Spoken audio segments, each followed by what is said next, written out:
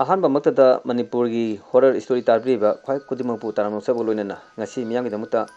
ꯋꯥꯔꯤ ꯃꯆꯥ ꯑꯃ ꯈꯨꯗꯣꯜ ꯇꯝꯖꯔꯤ꯫ ꯋꯥꯔꯤꯁꯤ ꯀꯅꯥꯗꯁꯨ ꯕꯦꯁ ꯇꯧꯈꯤꯖꯕ ꯋꯥꯔꯤ ꯅꯠꯆꯗꯦ꯫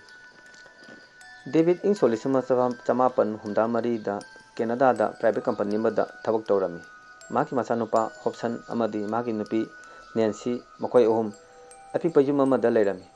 ꯗꯦꯕꯤꯠ ꯃꯊꯧꯗ ꯌꯥꯝꯅ ꯃꯄꯨꯛꯅꯤꯡ ꯆꯪꯕ ꯅꯨꯄꯥ ꯑꯃꯅꯤ꯫ ꯍꯣꯕꯁꯟ ꯀ꯭ꯂꯥꯁ 10ꯗ ꯇꯝꯂꯝꯃꯤ ꯑꯗꯨꯒ ꯃꯍꯥꯛꯅ ꯄꯥꯝꯖꯕ ꯍꯣꯕꯤꯗꯤ ꯂꯥꯏ ꯌꯦꯛꯄꯅꯤ꯫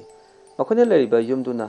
ꯄꯤꯛꯄꯅ ꯃꯍꯥꯛꯅ ꯃꯅꯤꯡ ꯊꯨꯡꯂꯝꯗꯦ꯫ ꯅꯣꯡꯃꯗꯤ ꯃꯄꯥꯅ ꯀꯝꯄꯅꯤꯗꯒꯤ ꯍꯜꯂꯛꯇꯨꯅ ꯁꯣꯐꯥꯗ ꯐꯝꯊꯕꯒ ꯍꯣꯕꯁꯟꯅ ꯍꯥꯏꯔꯝꯃꯤ, "ꯕꯥꯕꯥ, ꯑꯩꯈꯣꯏꯒꯤ ꯑꯆꯧꯕ ꯌꯨꯝ ꯑꯃ ꯁꯥꯔꯁꯤ꯫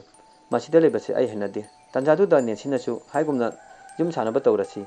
ꯃꯃꯥ ꯃꯆꯥ ꯑꯅꯤꯒꯤ ꯄꯥꯎꯈꯨꯝ ꯑꯣꯏꯅ ꯑꯁꯨꯝꯅ ꯈꯨꯝꯂꯛꯏ,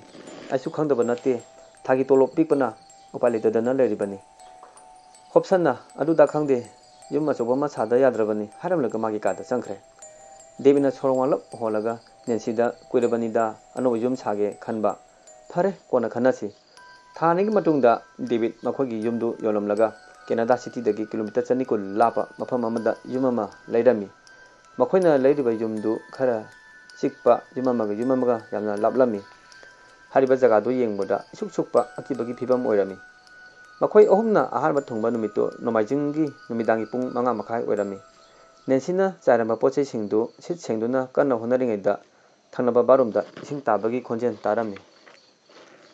ꯅꯦꯟꯁꯤꯅ ꯃꯍꯥꯛꯀꯤ ꯊꯕꯛꯇꯨ ꯊꯝꯂꯝꯂꯒ ꯕꯥꯠꯔꯨꯝꯗ ꯆꯪꯗꯨꯅ ꯌꯦꯡꯂꯨꯕꯗ ꯁꯥꯋꯔꯒꯤ ꯀꯣꯟꯖꯤꯟꯗꯒꯤ ꯏꯁꯤꯡ ꯇꯥꯕ ꯎꯔꯛꯈꯤ꯫ ꯃꯍꯥꯛꯅ ꯑꯃꯨꯛ ꯇꯥꯔꯛꯄ ꯏꯁꯤꯡꯗꯨ ꯊꯦꯡꯂꯝꯃꯤ꯫ ꯃꯍꯥꯛꯅ ꯕꯥꯠꯔꯨꯝꯗꯒꯤ ꯊꯣꯛꯂꯛꯇꯨꯅ ꯃꯥꯅ ꯇꯧꯔꯝꯕ ꯊꯕꯛꯇ ꯃꯥꯏ ꯑꯣꯟꯁꯤꯟꯗꯨꯅ ꯁꯤꯠ ꯁꯦꯡꯕꯒꯤ ꯊꯕꯛ ꯍꯦꯛ ꯍꯧꯕꯒ ꯑꯃꯨꯛꯀꯁꯨ ꯍꯥꯟꯅꯒꯨꯝꯅ ꯕꯥꯠꯔꯨꯝꯗ ꯏꯁꯤꯡ ꯇꯥꯕꯒꯤ ꯈꯣꯟꯖꯦꯜ ꯇꯥꯔꯝꯃꯤ꯫ ꯅꯦꯟꯁꯤ ꯈꯔ ꯀꯤꯔꯞ ꯇꯧꯔꯝꯃꯤ꯫ ꯃꯄꯥꯟꯗꯅ ꯍꯣꯕꯁꯟꯅ "ꯏꯃꯥ" ꯀꯧꯔꯛꯈꯤ꯫ ꯃꯗꯨꯗ ꯅꯦꯟꯁꯤꯅ ꯈꯣꯟꯖꯦꯜꯗꯨ ꯇꯞꯂꯞꯅ "ꯍꯣꯕꯁꯟ, ꯏꯃꯥ ꯁꯤꯗ ꯂꯩꯌꯦ" ꯈꯨꯝꯂꯛꯈꯤ꯫ ꯍꯣꯕꯁꯟꯁꯨ ꯃꯃꯥꯇꯝꯅ ꯄ꯭ꯔꯞ ꯄ꯭ꯔꯞ ꯆꯪꯂꯛꯏ꯫ ꯕꯥꯠꯔꯨꯝꯗ ꯏꯁꯤꯡ ꯇꯥꯕꯒꯤ ꯈꯣꯟꯖꯦꯜꯗꯨꯁꯨ ꯆꯞ ꯂꯦꯞꯈꯤ꯫ ꯅꯦꯟꯁꯤꯅ ꯃꯆꯥꯗ ꯑꯃꯨꯛ ꯌꯦꯡ, ꯕꯥꯠꯔꯨꯝꯗ ꯑꯃꯨꯛ ꯌꯦꯡ꯫ ꯃꯃꯥꯒꯤ ꯃꯇꯧꯗꯨꯗ ꯍꯣꯕꯁꯟꯅ "ꯏꯃꯥ, ꯀꯩꯗꯧꯔꯦ"? ꯅꯦꯟꯁꯤꯅ "ꯀꯩꯁꯨ ꯇꯧꯗꯦꯗ" ꯍꯥꯏꯅ ꯈꯨꯝꯈꯤ꯫ ꯃꯇꯝꯗꯨꯗ ꯗꯦꯕꯤꯠꯇꯤ ꯍꯥꯟꯅꯒꯤ ꯃꯌꯨꯝꯗꯒꯤ ꯄꯨꯔꯛꯄ ꯄꯣꯠꯆꯩꯁꯤꯡꯗꯨ ꯁꯨꯔꯕꯖꯥꯠꯂꯥ ꯍꯥꯏꯅ ꯃꯄꯥꯟꯗ ꯆꯦꯛ ꯇꯧꯔꯝꯃꯤ꯫ ꯘꯔꯤꯒꯤ ꯄꯨꯡꯁꯤꯡꯅ ꯂꯦꯞꯇꯅ ꯑꯁꯨꯝ ꯆꯠꯂꯛꯄꯅ ꯅꯨꯃꯤꯗꯥꯡꯒꯤ ꯄꯨꯡ 8 ꯇꯥꯈ꯭ꯔꯦ꯫ ꯆꯥꯛ ꯊꯣꯡꯕꯒꯤ ꯊꯧꯔꯥꯡ ꯍꯧꯔꯦ꯫ ꯗꯦꯕꯤꯠꯅ "ꯑꯩꯗꯤ ꯀꯥꯎꯔꯦ, ꯉꯁꯤꯒꯤ ꯈꯕꯔ ꯄꯥꯗ꯭ꯔꯤ. ꯃꯐꯝꯁꯤꯗ ꯂꯥꯛꯅꯕꯒꯤ ꯍꯣꯠꯅꯔꯤꯉꯩꯗ ꯄꯥꯕꯒꯤ ꯃꯇꯝꯒ ꯁꯪꯗ꯭ꯔꯦ. ꯈꯕꯔꯗꯨꯅ ꯀꯗꯥꯏꯗ ꯂꯩꯈ꯭ꯔꯕꯖꯥꯠꯅꯣ"꯫ ꯇꯁꯦꯡꯕꯗꯤ ꯗꯦꯕꯤꯠ ꯈꯕꯔ ꯄꯨꯔꯛꯂꯝꯗꯦ, ꯍꯥꯟꯅꯒꯤ ꯃꯌꯨꯝꯗ ꯊꯝꯂꯝꯂꯦ꯫ ꯆꯥꯛ ꯂꯣꯏꯕ ꯉꯥꯏꯅ ꯗꯦꯕꯤꯠ ꯇꯤꯚꯤ ꯌꯦꯡꯂꯝꯃꯤ꯫ ꯇꯤꯚꯤ ꯀꯥꯒꯤ ꯊꯣꯡꯅꯥꯎ ꯃꯄꯥꯗ ꯗꯦꯕꯤꯠ ꯐꯝꯂꯝꯃꯤ꯫ ꯀꯥꯂꯦꯟꯒꯤ ꯃꯇꯝ ꯑꯣꯏꯕꯅ ꯊꯣꯡꯅꯥꯎꯗꯨꯁꯨ ꯍꯥꯡꯗꯣꯛꯂꯝꯃꯤ꯫ ꯏꯈꯪ ꯈꯪꯍꯧꯗꯅ ꯊꯣꯡꯅꯥꯎ ꯃꯄꯥꯗ ꯃꯤ ꯑꯃ ꯆꯠꯈꯤꯕꯒꯤ ꯁꯛꯇꯝ ꯎꯔꯝꯃꯤ꯫ ꯗꯦꯕꯤꯠꯅꯗꯤ ꯀꯔꯤꯁꯨ ꯊꯧꯁꯥꯈꯤꯗꯦ꯫ ꯉꯥꯏꯍꯥꯛ ꯂꯩꯔꯒ ꯊꯣꯡꯅꯥꯎꯗ ꯀꯣꯛ ꯀꯣꯛ ꯊꯤꯜꯂꯛꯈꯤ꯫ ꯗꯦꯕꯤꯠꯅ ꯍꯧꯒꯠꯇꯨꯅ ꯌꯦꯡꯂꯨꯕꯗ ꯀꯅꯥꯝꯇ ꯂꯩꯔꯝꯗꯦ꯫ ꯑꯃꯨꯛ ꯐꯝꯊꯗꯨꯅ ꯇꯤꯚꯤ ꯌꯦꯡꯂꯝꯃꯤ꯫ ꯁꯦꯀꯦꯟ ꯈꯔꯒꯤ ꯃꯇꯨꯡꯗ ꯗꯦꯕꯤꯠꯀꯤ ꯃꯅꯥꯀꯣꯡꯗ ꯅꯨꯄꯤꯒꯤ ꯈꯣꯟꯖꯦꯜ ꯑꯣꯏꯅ "ꯅꯈꯣꯏ ꯃꯐꯝꯁꯤꯗ ꯂꯩꯕ ꯌꯥꯔꯔꯣꯏ" ꯍꯥꯏꯔꯛꯈꯤ꯫ ꯃꯗꯨꯗꯒꯤ ꯗꯦꯕꯤꯠ ꯀꯤꯔꯗꯨꯅ ꯅꯦꯟꯁꯤ ꯀꯧꯗꯨꯅ ꯅꯦꯟꯁꯤꯒꯤ ꯃꯅꯥꯛꯇ ꯆꯪꯁꯤꯜꯂꯛꯂꯝꯃꯤ꯫ ꯅꯦꯟꯁꯤꯁꯨ ꯗꯦꯕꯤꯠꯀꯤ ꯃꯇꯧꯗꯨ ꯎꯕꯗ ꯃꯈꯨꯠꯇ ꯄꯥꯏꯔꯝꯕ ꯄ꯭ꯂꯦꯠꯇꯨꯁꯨ ꯃꯈꯥꯗ ꯄꯣꯞ ꯊꯥꯗꯈꯤ꯫ ꯄ꯭ꯂꯦꯠꯇꯨꯅ ꯂꯩꯃꯥꯏꯗ ꯇꯥꯕꯒꯤ ꯈꯣꯟꯖꯦꯜꯒ ꯗꯦꯕꯤꯠꯅ ꯂꯥꯎꯕꯒꯤ ꯈꯣꯟꯖꯦꯜꯗꯨꯗ ꯍꯣꯕꯁꯟꯅ ꯃꯥꯒꯤ ꯀꯥꯗꯒꯤ ꯆꯦꯟꯊꯣꯛꯇꯨꯅ "ꯀꯔꯤ ꯇꯧꯔꯦ" ꯍꯪꯂꯛꯈꯤ꯫ ꯅꯦꯟꯁꯤꯗꯤ ꯃꯃꯤ ꯃꯅꯥ ꯆꯞ ꯌꯨꯡꯂꯝꯃꯤ꯫ ꯗꯦꯕꯤꯠꯁꯨ ꯑꯗꯨꯃꯉꯥꯏ꯫ ꯍꯣꯕꯁꯟꯅ "ꯕꯥꯕꯥ, ꯃꯃꯥ, ꯀꯩꯗꯧꯔꯒꯦ"? ꯗꯦꯕꯤꯠꯅ ꯈꯣꯟꯖꯦꯜ ꯁꯣꯛꯇꯅ ꯇꯤꯚꯤ ꯀꯥꯗ ꯈꯨꯗꯣꯝꯕꯤ ꯊꯤꯟꯈꯤ꯫ ꯍꯣꯕꯁꯟ ꯇꯤꯚꯤ ꯀꯥꯗ ꯆꯪꯗꯨꯅ ꯌꯦꯡꯂꯨꯕꯗ ꯀꯔꯤꯁꯨ ꯂꯩꯔꯝꯗꯦ꯫ ꯑꯗꯨꯒ ꯇꯤꯚꯤꯗ ꯍꯣꯔꯔ ꯐꯤꯂꯝꯒꯤ ꯑꯀꯤꯕꯒꯤ ꯁꯤꯜ ꯂꯥꯛꯂꯝꯃꯤ꯫ ꯍꯣꯕꯁꯟꯅ ꯀꯥꯗꯒꯤ ꯊꯣꯛꯂꯛꯂꯒ, "ꯕꯥꯕꯥꯗꯤ ꯇꯤꯚꯤꯗ ꯍꯣꯔꯔ ꯐꯤꯂꯝ ꯌꯦꯡꯂꯒ ꯅꯊꯟꯇꯁꯨ ꯀꯤꯖꯔꯕ"? ꯃꯆꯥꯒꯤ ꯋꯥꯍꯩ ꯇꯥꯕꯗ ꯗꯦꯕꯤꯠ ꯍꯦꯟꯅ ꯑꯗꯨꯝ ꯀꯤꯔꯦ꯫ ꯃꯍꯥꯛꯅ ꯈꯟꯈꯤ, "ꯑꯩꯅ ꯇꯤꯚꯤ ꯆꯦꯅꯦꯜ ꯌꯦꯡꯈꯤꯕꯗꯨꯗꯤ ꯋꯥꯔ ꯐꯤꯂꯝꯅꯤ, ꯑꯗꯨꯒ ꯏꯆꯥꯅ ꯍꯥꯏꯔꯤꯕꯁꯤꯒ ꯆꯥꯟꯅꯗ꯭ꯔꯦ". ꯑꯗꯨꯒꯤꯁꯨ ꯃꯊꯛꯇ ꯐꯤꯂꯝ ꯍꯧꯕꯁꯨ ꯃꯤꯅꯤꯠ 10ꯗꯪ ꯉꯥꯏꯔꯤꯕꯅꯤ꯫ ꯇꯥꯟꯖꯥꯗꯨꯗ ꯗꯦꯕꯤꯠꯀꯤ ꯐꯣꯟꯗ ꯀꯣꯜ ꯑꯃ ꯂꯥꯛꯂꯝꯃꯤ꯫ ꯃꯍꯥꯛꯀ ꯊꯕꯛ ꯇꯧꯃꯤꯟꯅꯔꯝꯕ ꯃꯦꯛꯁꯤꯀꯣꯗꯒꯤ ꯃꯔꯨꯞ ꯑꯃ꯫ ꯗꯦꯕꯤꯠ ꯉꯥꯏꯍꯥꯛ ꯐꯣꯟꯗ ꯋꯥꯔꯤ ꯁꯥꯟꯅꯔꯝꯃꯤ꯫ ꯃꯗꯨꯒꯤ ꯃꯇꯨꯡ ꯃꯈꯣꯏ ꯑꯍꯨꯝ ꯆꯥꯛ ꯆꯥꯕ ꯍꯧꯔꯦ꯫ ꯋꯥ-ꯂꯥꯡ ꯑꯃꯠꯇ ꯉꯥꯡꯅꯗꯦ꯫ ꯃꯄꯥꯟꯗ ꯇꯦꯡꯊꯥꯕꯒꯤ ꯈꯣꯟꯖꯦꯜ ꯇꯥꯔꯝꯃꯤ꯫ ꯍꯣꯕꯁꯟ ꯑꯉꯥꯡ ꯑꯣꯏꯖꯔꯕꯁꯨ ꯑꯀꯤꯕ ꯌꯥꯎꯗꯕ ꯅꯨꯄꯥ ꯑꯃꯅꯤ꯫ ꯍꯣꯕꯁꯟꯅ "ꯑꯩ ꯌꯦꯡꯂꯨꯒꯦ"꯫ ꯃꯃꯥꯅ "ꯆꯠꯈꯤꯅꯨ" ꯍꯥꯏꯔꯝꯃꯤ꯫ ꯃꯃꯥꯒꯤ ꯋꯥꯍꯩꯗꯨ ꯊꯧꯁꯥꯈꯤꯗꯦ꯫ ꯌꯨꯝꯒꯤ ꯊꯣꯡꯗꯨ ꯍꯥꯡꯗꯣꯛꯇꯨꯅ ꯌꯦꯡꯈꯤ꯫ ꯈꯔ ꯂꯥꯞꯅ ꯂꯩꯕ ꯁ꯭ꯇ꯭ꯔꯤꯠ ꯂꯦꯝꯞꯀꯤ ꯃꯅꯥꯛꯇ ꯃꯃꯥꯏꯗꯤ ꯎꯗꯕ, ꯐꯤꯉꯧ ꯁꯦꯠꯄꯤ ꯅꯨꯄꯤꯒꯤ ꯁꯛꯇꯝ ꯑꯃ ꯎꯔꯝꯃꯤ꯫ ꯍꯣꯕꯁꯟꯅ ꯃꯨꯟꯅ ꯌꯦꯡꯂꯨꯕꯗ ꯃꯍꯥꯛꯇꯝꯅ ꯑꯀꯤꯕꯒꯤ ꯁꯛꯇꯝ ꯑꯣꯏꯔꯤꯕꯤ ꯑꯗꯨꯅ ꯇꯞꯅ ꯇꯞꯅ ꯂꯥꯛꯄ ꯍꯧꯔꯛꯂꯝꯃꯤ꯫ ꯍꯣꯕꯁꯟꯅ ꯏꯃꯨꯡ ꯇꯝꯅ ꯆꯪꯂꯛꯂꯒ ꯊꯣꯡꯗꯨ ꯂꯣꯟꯁꯤꯟꯈꯤ꯫ "ꯀꯔꯤ ꯃꯇꯧꯅꯣ ꯇꯧꯔꯤꯁꯦ"? ꯃꯆꯤꯟꯗꯨ ꯃꯔꯨꯝ ꯁꯣꯟꯈꯤ꯫ ꯗꯦꯕꯤꯠꯅ ꯍꯪꯈꯤ, "ꯀꯔꯤ ꯑꯣꯏꯔꯝꯃꯦ"? Hobsonna mama mapadu kidanaba honaduna natheduna khongki sak chaba loiraduna tumnabagi matam oire ahingi matamni chaurana pungani taramle nensigi mamangda nupi amana mabo phokholami aduga hairami aigi tungi lau natrabri nang hatkani nensina aidi ngamloi adudagi nupiduna nensibu hakani haiduna mahang tamna sensilappada nensina law phongmadu mangang nabo ibanina David amadi Hobson makoi anina nensibu masa nomduna phongdoki nensi mikap thoktuna masadu humang anapi kaki Hobsonna ima kedawage hangki nensina ising khara thake haiki Hobsonna ising bottle do mamada sidale haina piki nensina mamangda ukiba singdo makoi ani da tamki asuna makoina yumduda leibase amuta thenadriba thokdo kaya thenare matangi numita David private company gi thabak ahangba thibasaki Hobson di school afaba mahangna lairi tamba nungagadaba ama khanba tarami nensi di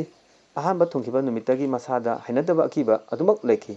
Hobson school kadribanina magi kada lai alami mahangna mamanabi amagi saktam yekpa horoglami asum yekpa horopada nupi amagi akiba saktam yeliba duda mami sani uba horaki Hobson harukiba phauroki matamdu ayuki pung 7:30 oirami mahana leriba kada nusit lirili setpa horaki makhunna pariba turina masu makhan makhan lublaga laikpa amuk horoglami adubu yeliba saktamdugi ona tainabada akiba saktamda oirpa ubada sauduna aipa laidu makhunna segaki Hobsonna phamlambadagi hogotuna mamai lethopada mamangda akibagi saktamoibi nupidu leptuna leba ubududa Hobson khanglaw lawga laimaida wantaduna tuki Nensisu masagi khonjendu tarakpada ka tamna cheloglami masana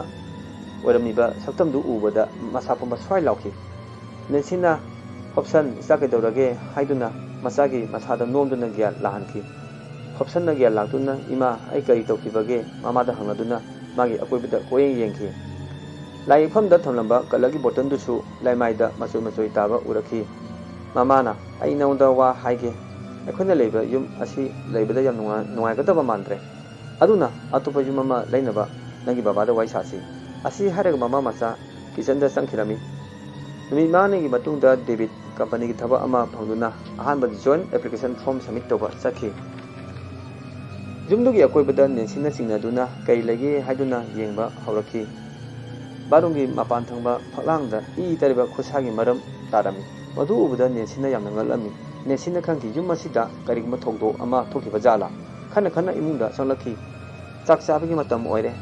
Nensina Hobsonda nang chak lamlabra nangi baba lakpa nga kisira hangki matamdu auki pung 13 tare Hobsonna hoi ima chakaya lamdri baba ngaibo oina larik pakige harakhi numit lama haukhre auki matamni jumdugi mangonda makoi om cha thaktuna phamlingaida wakhan chorebi sahi miyai chalabi nupi amana makoi tamna munna yengduna masinda murum solamaga matin silan lamaga sakhi dibina akhoi sibo magi mitta kari oina urba jano harakhi sadu anirak thaklaga hairai akhona hojik leiba yum asi mari raksuba yumgi mapu oire haina makhoina yolamba nupaduna haikibani mama machada asumna pautamki madu tabda nensina barungi phalangda tariba khosagi maramda warung pumba tamki nimidangi matam moire magi mathau tawduna lairingai tanjaduda khanguduna nupi ama khanglaw lawbagi khonjen barumdagi ta rakhi makoi ahum khamprek khangki electric adusu tanjaduda mutkhirami imungdu pungmamambana mana leiba kadagi kaurai Debina Nancy Hobsonna ima Nensina lengdana lekho ai nakhet amuta thikige haina nakhet adu amamba chakhunduda makhuna mama duna thiba langnari ngaida barumda ising tabi khonjen amusu taraki Nancy hanana thena khrabani hena kirap tawre usin nasin nakhet thiba phangladuna thena chukhalai Nancy chakhundagi thoke haina apong hek thangba hobaga mamangda tamthiri saktamoibi dupidu leblam madubuda Nancy nang kanano mafam sida karigi lakano khangki tamthirabi nupi aduna Nancy da songsinduna khujin khopa haurakhi Nancy law khongmadu taabda David Hobson senthokduna Nancy gi manakta yopada electric adusu laki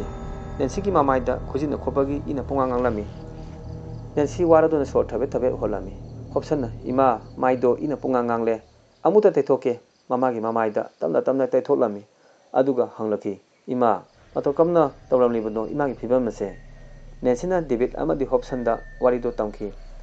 barum da ising tabdi lepkide David na sangsinduna barum da changlapda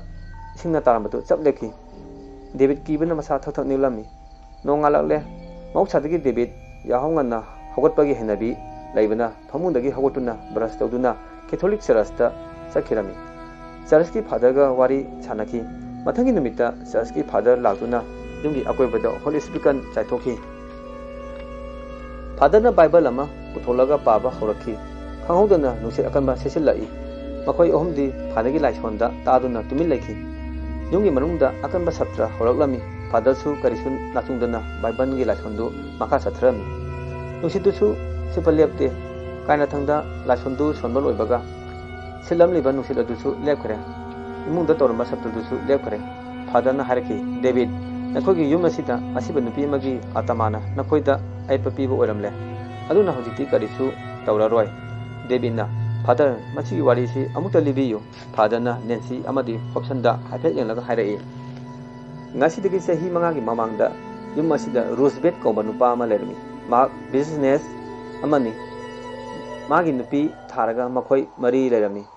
masanupa ama masanupi ama matam khagi tungda magi business da nupi ama yaurokhi maki mamina Veronica kawi Roosevelt business da ngaujaba amani nomadi lona yadaba business tawraki aromba business da Veronica yakhide noma makoina aromba business adugi thabak sa tharingai da Veronica uki